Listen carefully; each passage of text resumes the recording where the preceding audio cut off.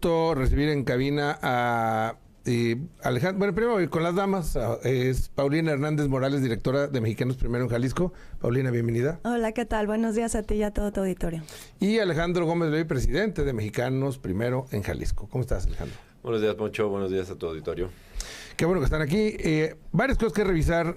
A final de cuentas, Mexicanos Primero se ha convertido en una especie de conciencia del sistema educativo, en donde nos ayuda también a los mexicanos a entender, pues, que dónde andan las fallas, dónde andan los avances y cómo está el diagnóstico general de esto, que para mí es uno de los asuntos que tenemos que atender antes que incluso la seguridad, porque afecta a otros temas como seguridad, empleo, desarrollo económico, etcétera, ¿no, Alejandro?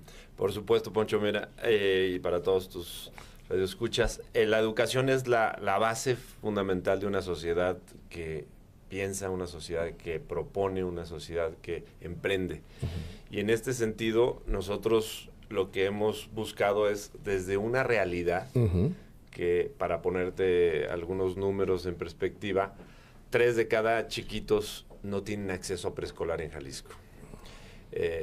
Por más que quieran ir, no existe la infraestructura necesaria para que se atiendan, ¿no? De 100 niños que entran en primero de primaria, 40 niños de esos 100 llegan a primero de preparatoria. Uh-huh. Si vemos desde el punto de vista de calidad, 8 de cada 10 niños, uh-huh, pasa de panzazo o reprueba matemáticas. Entonces, puedo seguir con las cifras. 50% de las escuelas no tienen las condiciones de ser escuelas. Uh-huh. Sin embargo, a partir de esa realidad tenemos que construir y trabajar hacia adelante. Y lo que nosotros hemos buscado siempre es, a partir de un diagnóstico cierto y claro, poder trabajar desde esa perspectiva para construir y buscar cómo el sistema lo podemos llevar a que verdaderamente se centre en las necesidades y que ponga al niño en el centro. Estás hablando de un 60% de deserción en la educación básica. Perdemos en todo ese proceso, sí. Del 2013 al 2016, para, uh-huh, ponerlo en perspectiva, solamente en educación media superior, o sea, uh-huh, secundaria, en esos 3 años se perdieron 134,000 niños.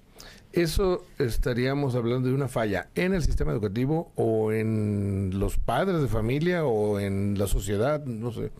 Es una combinación de los factores, pero tú imagínate, y a todos se los pongo en perspectiva, o sea, uh-huh, para que tú te mantengas en un lugar, pues tiene que haber esas ganas de ir a ese lugar, de saber que tú estás aprendiendo. Entonces, si tú eres un padre de familia que no tuvo acceso a la educación, que probablemente terminó primaria, secundaria, preparatoria, que se quedó sin tener una educación superior, uh-huh, y probablemente no está dentro de sus perspectivas la importancia que tiene la educación, uh-huh, no la transmite directamente al niño. Pero si ese niño va a una escuela y en esa escuela no hay baños dignos, no hay una situación que le atrae desde el punto de vista de infraestructura, uh-huh, y por otro lado, desde el punto de vista modelo educativo, no le da una educación que lo haga aprender, entender, uh-huh, qué pasa en la vida. Si estamos hablando de matemáticas, por ejemplo, en lugar de darte una prueba matemática y establecer, uh-huh, la matemática como todos la vimos y la conocemos, en lugar de el volumen, si te lo dan de esa forma nomás numérica, o que te lleven y te enseñen, uh-huh, a lo mejor, como nos dimos cuenta en una de las escuelas que visitamos, uh-huh, públicas, llevan a ordeñar a sus niños, uh-huh, sacan el volumen de leche que se produjo, y en ese contexto empiezas a tener una vista mucho más real de, uh-huh, para qué sirve la escuela, para qué sirve la educación, y en ese contexto los niños podrían desarrollar mucho más habilidades. Uh-huh. Hoy la escuela lo único que está es transmitiendo de una manera muy directa la educación, sin que sea atractiva para los niños, ¿no? Es que son muchas cosas, Paulina. La falta de infraestructura, el bajo nivel educativo, la deserción escolar, el bullying, pues son muchísimas cosas que hay que revisar. Uh-huh. ¿En qué andamos fallando más en Jalisco? Bueno, en Jalisco, como bien comenta también Alejandro, el tema de matemáticas es un tema que que hay que darle un vistazo más a profundidad. En las pruebas Planea del 2015, 8 de cada 10 niños estuvieron reprobados y la idea es ver cómo nos van los próximos resultados. En noviembre se presenta Planea para media superior y el año que entra volveremos a ver para educación básica cómo nos va. Ya se está trabajando en el asunto, pero la idea es ir conociendo cuáles son las áreas de oportunidad que tenemos. Creemos que una gran oportunidad es en la formación inicial de los docentes, es decir, la preparación que se les da en las normales, y por ahí debe de también estar el trabajo de nosotros como sociedad civil y también de incluso de las autoridades en trabajar fuertemente en cómo se capacitan y se preparan a los futuros docentes. Es que ese es otro gran tema, ¿no? La preparación de los maestros, la reforma educativa y el cambio que se supone se dio en la forma de educar. Exactamente. ¿Qué no está funcionando esto? Se está haciendo como un rediseño de todo el modelo. A partir del próximo año escolar ya se va a trabajar bajo el nuevo modelo educativo que tiene ventajas, ¿no? Una de las ventajas es que la quinta parte, digamos, de lo que se va a enseñar en la escuela, se va a diseñar en la escuela. Antes nos decían o les decían a los docentes y a los directivos cómo y qué tenían que dar de clase. Si este es tu plan de estudios, aplícalo. Exacto. Y ahora ya se les da una oportunidad de, como quien dice, un día a la semana, digámoslo así, o sea, la quinta parte de lo que se enseña en la semana, lo van a diseñar en la propia escuela. Y entonces ahí te das cuenta también de la realidad de la escuela. Como bien comenta Alejandro, si estamos en una escuela rural, es más fácil enseñarles de manera práctica a los niños, ¿no? E incluso ver posibilidad en las que son multigrado, que los niños que están en sexto, que están en el mismo salón de los de primero, también apliquen sus conocimimientos en repasar y preparar con los de primero, ¿no? Y se hace ahí una comunidad educativa aún más participativa. Es toda una cadena, ¿no? ¿Cómo? Al final, ustedes se llaman Mexicanos Primero, y creo que el objetivo, al final de todos, es, a través del sistema educativo, es hacer mejores mexicanos a través de la educación. Pero el asunto es muy complejo. Sí. O sea, no es que sean mejores maestros solamente, sino hay que tener mejores maestros, pero hay que tener mejores escuelas y hay que tener mejores planes de estudio. Son muchas cosas que hay que cambiar. Y la pregunta es, ¿hay la disposición de los gobiernos, federal y local en este caso, para cambiar las cosas?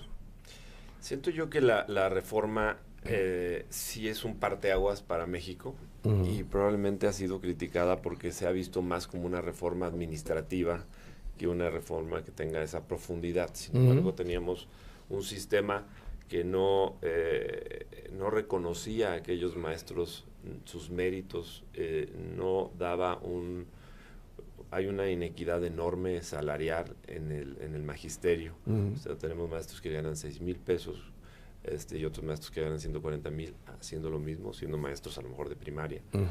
Y eso genera una inequidad enorme. Tenemos maestros que tienen dobles turnos, por ejemplo, cuando con los países con los que competimos en el mundo, donde tienen unas economías donde sus sistemas educativos son muy desarrollados y muy buenos, esos maestros solamente trabajan un turno. Entonces, tenemos que ir haciendo que eso suceda en el tiempo, tenemos que ir dando mejores condiciones a los maestros en términos generales, y al mismo tiempo también tenemos que capacitarlos para las necesidades del siglo XXI. Y al mismo tiempo debemos de centrar un modelo educativo que, aparte de estar centrado en el niño, esté, digamos, enfocado en las nuevas demandas que te va a hacer este mundo. Y estamos hablando, por ejemplo, de pensamiento crítico. Que los niños sepan cómo resolver, que puedan entablar, que puedan resolver problemas, que sepan trabajar en equipo, que se sepan comunicar. Es bien importante, si tú vas a vender una idea, que tengas esa capacidad de vender esa idea. Que tengamos un sistema que no mate la creatividad. Porque hoy tenemos un sistema que está hecho para todos. Haz de cuenta que es una receta igual para todos. Cuando cada uno de nosotros somos un ser individual, independiente, y que tiene una propuesta muy, muy particular. Y eso tenemos que buscar que el sistema lo pueda lograr sacar lo mejor de cada uno de de estos niños. Y esto es, tenemos que ir buscando que el maestro se convierta más en un coach, en un asesor, en un facilitador del aprendizaje para el niño. Y que busquemos que la tecnología, digamos, se vuelva un apoyo para poder hacer una educación más personalizada en cada uno de los niños, partiendo de la realidad que tenemos, ¿no? Pero hay ejemplos clarísimos que hemos visto en México que son posibles, cosas que se han logrado en una escuela telesecundaria. Les pongo un ejemplo, donde un maestro hace 7 años, un director de plantel, llega y esa escuela expulsaba al 98% de sus niños. Eso quiere decir, de 100 niños que entraban en primero de secundaria, 2 solamente continuaban sus estudios a preparatoria. Imagínate, pues se perdían en el texto. Pues era un sistema que no atraía a los niños, y los niños se iban mejor a la calle o se iban a pedir limosna o a otro tipo de situaciones. Y hoy esa escuela, mismas condiciones físicas, mismas presupuestos, con diferente director y con una mentalidad diferente, hoy logra que el 99% de esos niños sigan. De 100 niños que entran, 99 siguen a tercera preparatoria. ¿Qué hizo? Ese maestro se enfocó en los niños, empezó a entender qué pasaba con cada uno de los niños, qué pasaba en su casa, qué estaba pasando con él, qué le preocupaba, qué no. Hizo un expediente de cada uno de ellos y empezó a hacer una educación mucho más situada. Y el ejemplo que te ponía de la vaca, entonces estabas hablando de matemáticas, salían y ordeñaban una vaca y empezaban a entender lo que era el volumen y qué podías hacer con ese litro de leche. Y entonces empezaban, y hoy ves a niños que entienden y quieren y tienen sueños, quieren, hoy saben, cuando menos te pueden decir qué quieren ser de grandes, ¿no? Yo tuve la fortuna de dar clase, pero yo en el nivel universitario, y entiendo un asunto que creo que le pasa a nuestro sistema educativo, que es la capacidad de los maestros, pero más allá de la capacidad académica, porque habrá quien sabe muchísimo, la capacidad de transmitir conocimientos, la capacidad, Paulina, de infundir el interés por las cosas. O sea, no solamente las matemáticas, que es importantísimo, sino la historia de México, las cosas importantes que te van a servir como herramientas para la vida. Sí, claro, por eso lo que te comentaba del nuevo modelo educativo, de conectar al estudiante en su propio contexto y que les dé la oportunidad a los docentes y a los directivos de diseñar su propio plan de estudios o su manera de enseñarles a aprender, es súper importante para el sistema, ¿no? Entonces, esto es un cambio que se va a tener nuevamente. Y bueno, nosotros también a nivel asociación civil en Mexicanos Primero estamos también preparando a los directivos. Como bien comentaba Alejandro, creemos que los directores de las escuelas pueden hacer grandes cambios. En una escuela con un director proactivo, interesado, trabajador, se nota la diferencia desde la limpieza de los baños hasta las clases que están dando los docentes y el interés de los alumnos. Entonces, nosotros estamos preparando la segunda generación del diplomado internacional para líderes en educación, que se da junto con el TEC de Monterrey y Cambridge University, y junto con ellos están capacitando docentes. Y creemos que si logramos que estos directores y se transmita el interés y las ganas de aprender, va a ser más positivo. En el contexto nacional, ¿cómo estamos en nivel educativo? En el contexto nacional, Jalisco debería estar dentro de los primeros lugares y hoy no estamos dentro de los primeros lugares. La verdad es que estamos en una media tabla en los últimos... Vienen unos resultados del último Planea que los van a dar en los próximos días. Pero en los últimos Planeas estamos en términos de 13, 14... Debemos estar entre los 5 por lo menos, ¿no? Deberemos estar entre los 5, no. En infraestructura también tenemos deficiencias importantes. Estamos a media tabla en términos generales de los 28 estados que se evalúan, ¿no? Y ya se acabó la administración, o sea que habrá que esperar a la que sigue.